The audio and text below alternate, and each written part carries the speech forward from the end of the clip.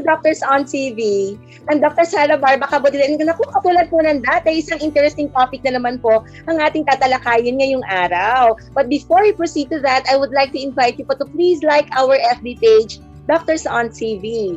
Don't forget to subscribe to the YouTube channel of Doctors on TV. And remember to hit the bell para lagi po kayong updated sa medical information and healthcare tips. You can also watch us to the YouTube channel of UNTV News and Rescue. In this episode po, tatalakayin po natin ang phenomenon na kung tawagin ay midlife crisis. Bakit nga po ba ito nangyayari? At paano po ito dapat i-handle? As you reach the middle stage of life, you might begin looking back on the past decades with regrets and look at the future with anxiety. But this doesn't have to be the case. Remember that the best years are yet to come. Keep watching and learn ways to face midlife with joy and excitement. Our guest today is Dr. Maria Bernadette Arcena, a psychiatrist. She is a diplomate of the Philippine Board of Psychiatry and a fellow of the Philippine Psychiatric Association and the American Psychiatric Association. She serves as the president of the Alliance for North and Central Luzon Psychiatrists. Dr. Arcena holds clinic at the Medical City Clark, Providence Hospital, and at the Bridges of Hope Rehabilitation Center. She also holds various positions at St. Luke's Medical Center. Welcome to Doctors on TV, Dr. Maria Bernadette Arcena. Hi, Doc Sarah.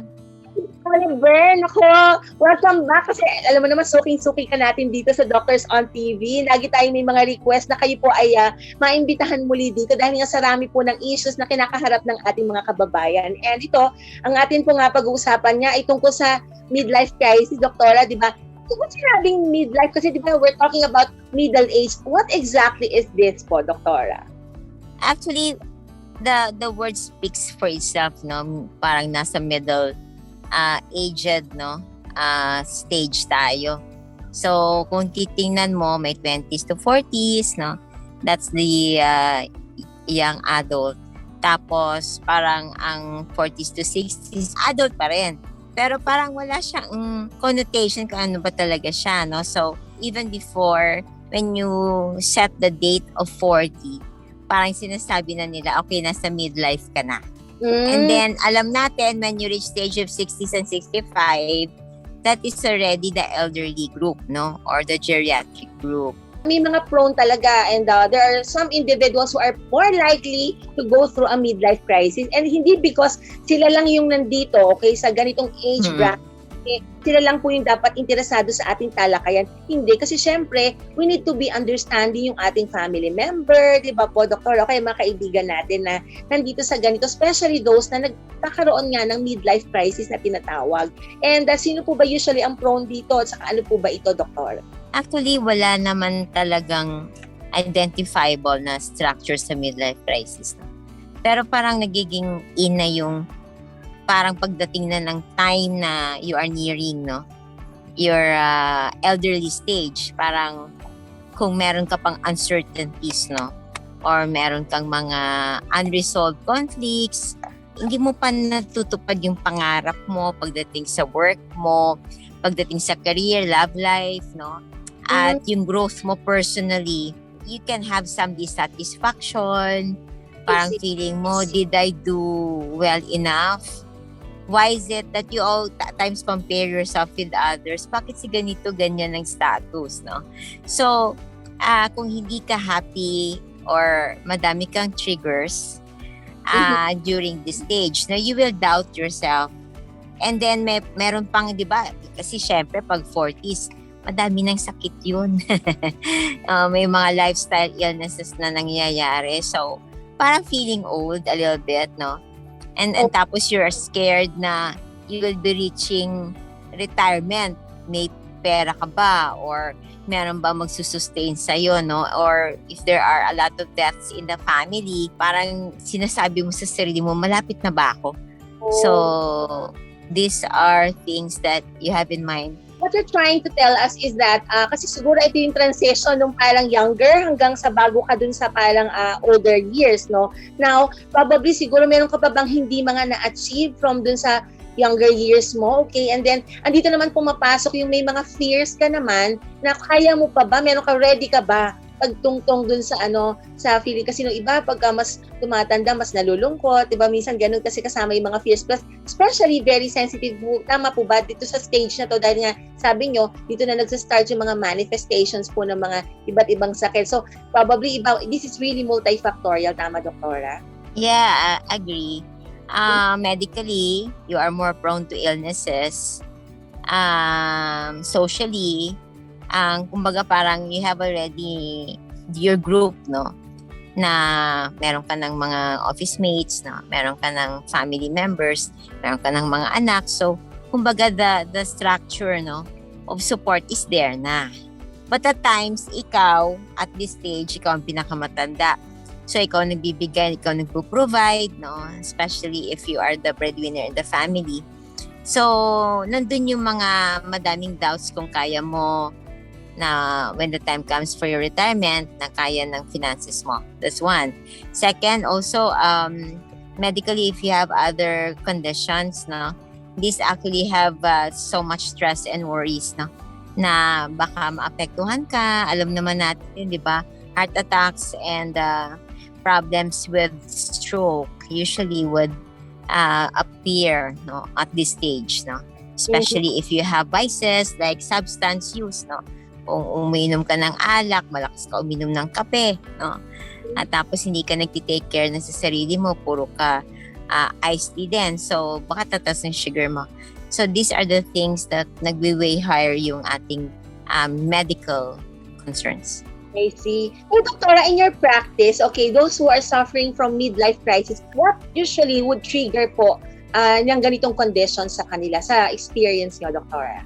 Kasi there are dissatisfaction in their lives, no? Or they were not able to attain their dreams. Kasi di ba usually expected mo when you reach the age of 40s, medyo stable ka na financially. Or medyo okay na yung status mo sa work mo. And or okay ang relasyon mo with your family or with your loved ones. Mm-hmm. So if these four aspects are not good, at times there would be self-blaming, self-doubt, tapos nagkakaroon ka ng anxiety and depression. Kasi nga, there are things unfulfilled. There are things that you need to do. Parang feeling mo, short na yung time mo. No? So, those are the triggers. Okay, so ito, Doctor, naging interesting yung pinag-uusapan natin, no? Pero ito, we've heard that studies show that men and women are equally likely to experience a midlife crisis. However, it looks different daw po in both genders. Kaya naku, sa ating mga kasambahay, sa susunod po na bahagi ng ating programa, pag-aaralan po natin ang pagkakaiba para mas maintindihan po natin ang ating asawa at iba pa pong mga middle-aged people na kasama po natin sa buhay. Please stay tuned dahil magbabalik po ang Doctors on TV.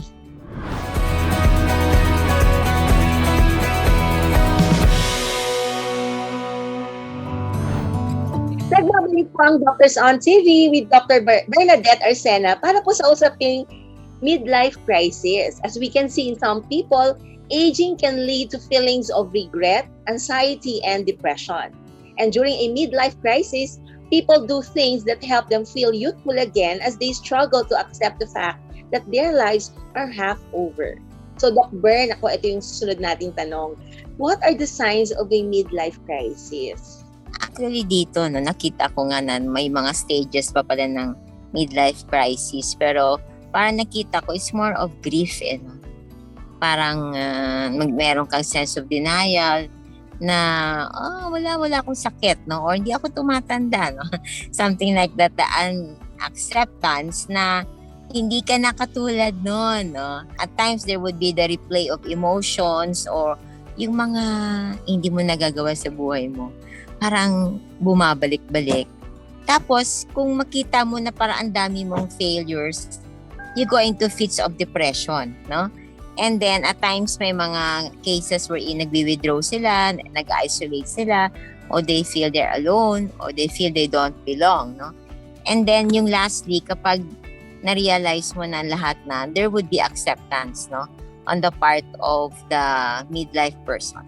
Oh, okay. And doktora, yung onset po ba nito usually pagtungtong talaga ng mga 40s or yung iba po may konting delay naman? So, usually sa mga, ano po yung bulk of patients or majority of your patients na nagsuffer ng midlife crisis? Actually, sa totoo lang, wala naman talagang sakit na term as midlife crisis, no? But to be specific, mga middle-aged persons na merong anxiety and depression niya, we have that. But midlife crisis as an illness, no, midlife crisis is not considered as a mental illness. It is some phase in your journey, in your life, wherein you pass through that stage. Lahat naman tayo, parang dumaan tayo sa childhood, dumaan tayo sa adolescent, no? Adolescent years, tapos nag-adult na tayo. It's just so happen na yung midlife crisis, parang nangyari yun. There was a time, no, in history na parang lahat was not certain, economically, financially. Kaya nagkakaroon ng midlife crisis kasi ang natamaan doon na mga tao ay yung mga workers, no, na nawalan ng work. So, there you go. Ako naman, doktora, if I may share lang, no, syempre tayo sa clinic, iba naman yung field po natin, nasa aesthetics tayo. And I've noticed, meron din pong grupo ng mga, like sa ganito pong age bracket po, no, may mga pasyente na kaya nagpapaayos dahil po nakakaramdam. Maganda. Yeah, they want to feel good about themselves daw. Kasi for a time, feeling nila napabayaan nila yung sarili nila. Madaming ganitong age na hindi kontento sa itsura nila. Kaya doktora, usually, di ba, tayong mga Pilipino, no, medyo maswerte, mapalad na nga po tayo dahil sa ating kulay, yung ating Kulay. mga natawag kasi, ay actually nakakatulong para hindi kasing harmful po. Ang pagtanggap natin sa harmful rays of the sun, mas may protection tayo as compared dun sa mga puti, okay? So, it's worth mentioning kasi po, mas later onset po yung yung onset ng mga signs of aging due to photo damage. Now, siguro kaya po yung sa iba, kumbaga nag-uumpisa na ng mga late 20s, sa atin po ito, mga 40s and and above, no? So, ito po yung na-notice natin. Then, another remarkable issue na naririnig ko dun sa mga ganito pong age, which ako I admit, no, nung nagtungtong ako ng 40, ginusto ko rin ulit magkaroon ng baby. I do not know for Talaga. hindi lang po ako, ang dami ko rin po nakakausap, no, and yun lang po, kaya ko po shinare. I just wanna ask kung kasama ba to dun sa yung mga ganitong changes na gusto ba ng nasa ganitong edad ay may kinalaman kaya dito sa midlife crisis kung tinatawag. Alam mo kasi, Sarah, sa totoo lang, I also wonder, ang dami kong friends o kilala na they don't want to have a partner, but they wanted to have a child, no? Nakailan na ako, mga 5 na siguro. Sabi ko, wow, what's happening, di ba?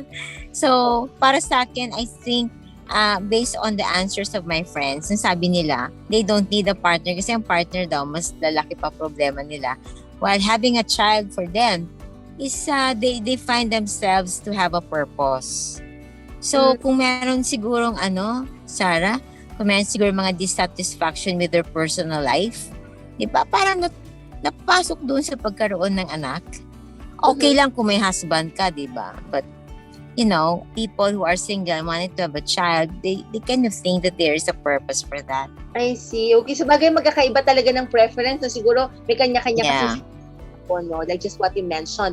And since you mentioned about pagkakaroon ng partner, po, doktora, how about the difference between midlife crisis among men and in women naman, doktora? I think it's more sa women, the way that I observe it, we are so focused on our beauty and the wrinkles, no? And how thin na yung hair natin, on how wala na tayong kilay, kaya sabi nga nila, kilay is life, right? Yun ang nakikita ko yung physical attributes sa atin. Whereas sa mga guys naman, I see that the more work that they have, parang they find it satisfying, but at the same time, they have to sustain some circle of friends for them, di mga kumpare nila. Kasi yung mga babae, once they got married, di ba, Dr. Sarah, parang wala ka lang time for yourself kasi you have to focus on the children and the work in the household. No? So for me, there might be some differences. But then, as we can see, the manifestations are also the same. Dissatisfaction, being unhappy, being dissatisfied with life. Okay, and doktora, ito, kamusta po ang mga pasyente na nagkakaroon ng midlife crisis? I mean, how can they cope with emotional crisis po in their midlife stage? For those who seek treatment naman, we try to identify what are the core conflicts of their condition, and then we go from there, no? May iba naman, wala talag clueless sila. Or some naman, they really need the social support or support of the family and the loved ones. So, just to identify kung ano yung mga kulang na gusto nilang magkaroon sila. Okay, thank you, doktora, dun sa sa mga tips po na ibinigay nyo. And doktora, usually po ba itong sa mga lumalapit po sa inyo, meron po bang minsan hindi po yung pasyente mismo na sila ang lumalapit? Basically, mga kaanak po ba or mga loved ones po ang lumalapit want to consult para matulungan po yung kanilang loved one na nasa-suffer po ng isang midlife crisis? Yes, like for example, Sarah, yung mga alcoholics, no? Times they would not go and seek treatment, pero nakita ng mga family members, no, that they're not happy. Yun, kung may substance, kung nakita nila na hindi na nagfa-function or umiiyak na lang, no? So, if there are behavioral changes, the family takes over the care. Okay, and ito nga, no, sabi, we also have to remember that whether a midlife transition will develop into depression or into a beautiful opportunity for growth depends on a number of factors. And this includes the kind of support that a person gets from the partner and other loved ones, like you na-mention ni Doktora kanina. Kaya yan naman po ang pag-uusapan natin sa pagbabalik po ng Doctors on TV.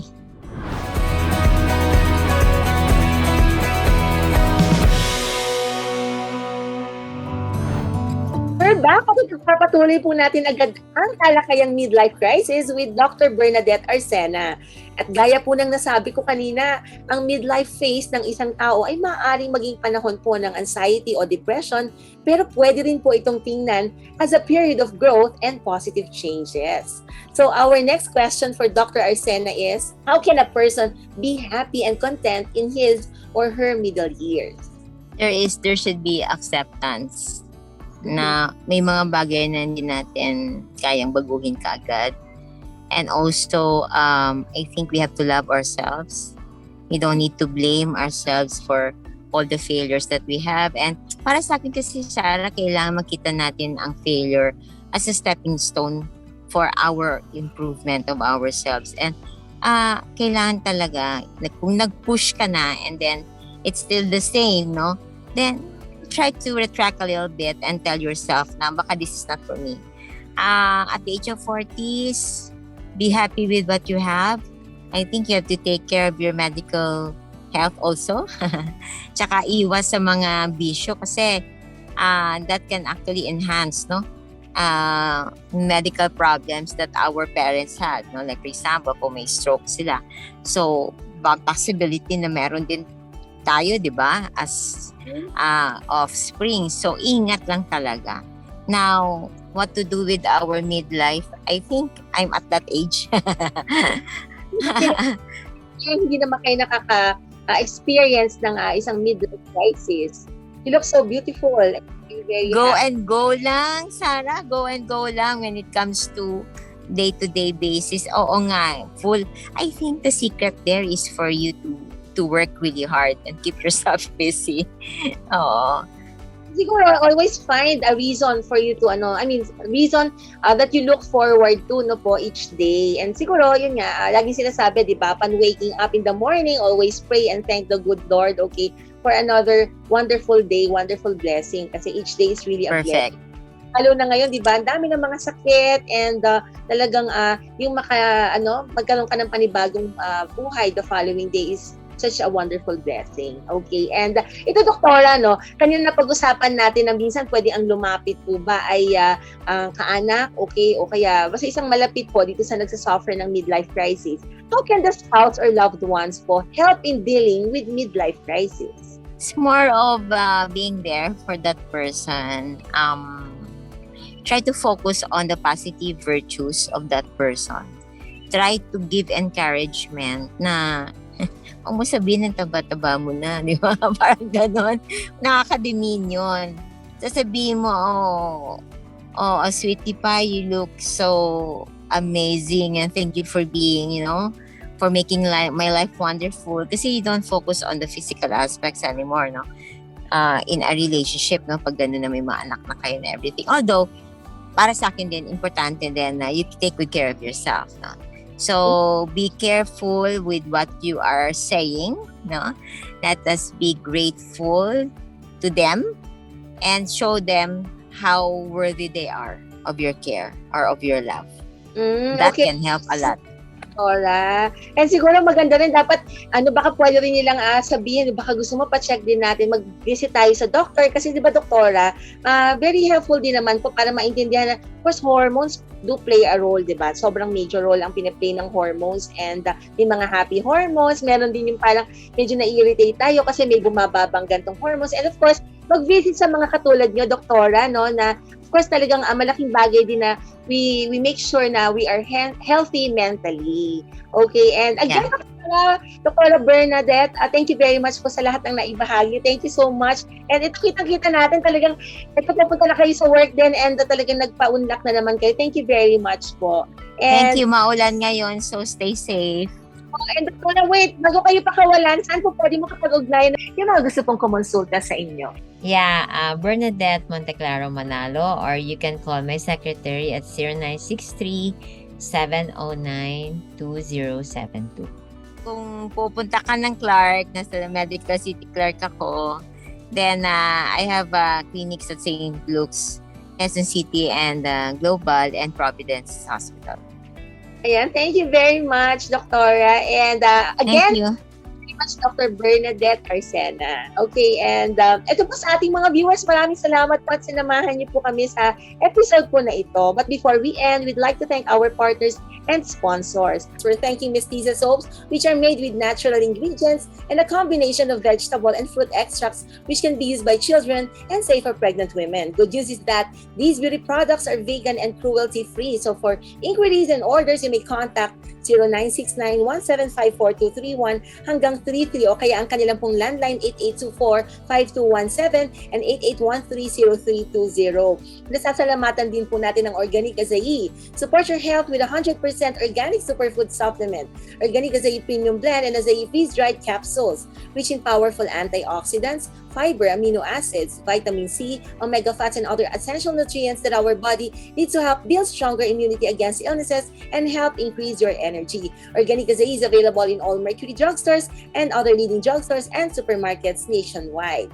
And of course, pinasasalamatan din po natin ang ating partner, ang DepEd Santa Rosa, sa pakikiisa po sa ating adikain na maibahagi ang kaalamang pangkalusugan. Thanks as well to Klinika Figura. You may contact 0917-317-7272. Thank you also to Medical Depot and sa Healthy Nom Nom Foods. And of course, Nanay and Tatay, I miss you both and I love you so much. Muli po, maraming salamat po sa inyong lahat. Ito po si Dr. Sara Barba-Cabodil. Let's make it a habit to learn about good health. Only here at Doctors on TV.